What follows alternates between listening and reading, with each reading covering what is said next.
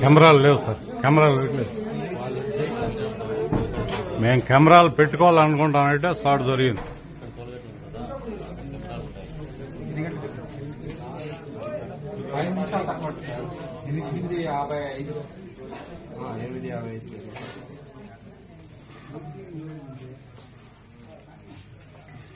ఇప్పుడు అడ్డదారి అయితే ఇట్లా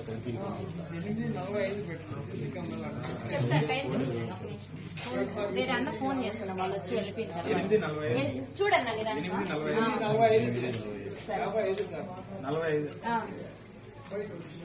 ఇంట్లో వేరే ఎంతమంది ఉంటారు? మేము అంతా 10 మంది ఉంటాం. మా ఆయన 11 మంది మొత్తము, 10 మంది.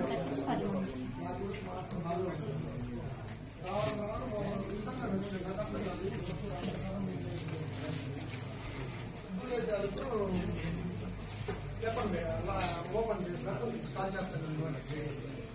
అది పని అయిందో లేదో తెలియదు.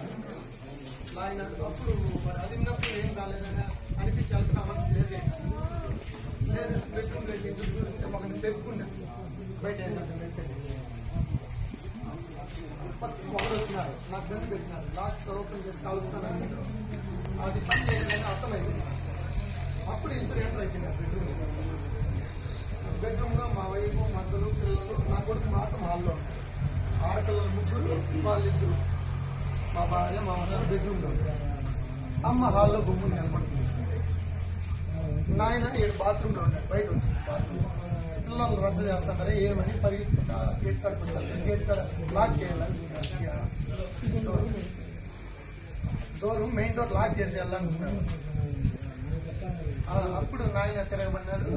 నాయన ఏమో 2 ఏళ్ళు కొట్టా. నేను అప్పుడు బెడ్రూమ్ కన్నా పెళ్ళిలాంటి వచ్చి ఒక ఇద్దరిని చూస్తే నాయన వాళ్ళకి వచ్చి ఇద్దరిని చూసినాడు.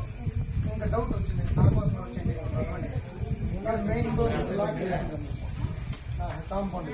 దాన్ని తోసుకొని వచ్చాక బయట ఇద్దరు పట్టుకున్నారు. ఇంకో ఇద్దరు ఎక్స్ట్రా ఉన్నారు. నేరుగా మెయిన్ రోడ్ వరకు గన్ను పెట్టుకొని వచ్చారు. బస్సు వచ్చాము, కొంచెం వేగం వచ్చుకోండి విద్యార్థి ఒకటి వదిలేదు.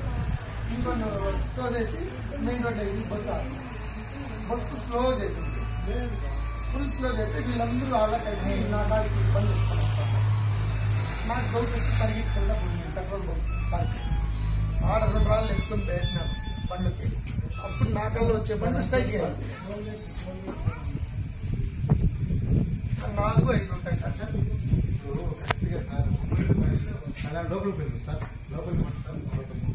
ఫస్ట్ ఒకరు, తర్వాత బెడ్రూమ్ ఇద్దరు, ఈ మెయిన్ గేట్ కాడ ఇద్దరు, ఈ కాంపౌండ్ గేట్ కాడ ఇద్దరు ఉన్నారు. ఇంకోటి మిడిల్ లో 2 ఉన్నారు. లోపలికి పోతే రైట్ సైడ్ లో కొంచెం 10 మంది రాకుండా మెయిన్ రోడ్ మీదనే పెద్ద లైట్ లైట్ తెలుగు మాట్లాడతారు.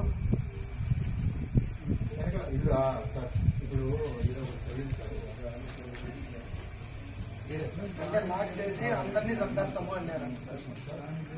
బెడ్రూమ్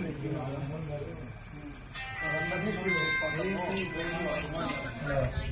నేను అప్పటికి చాలా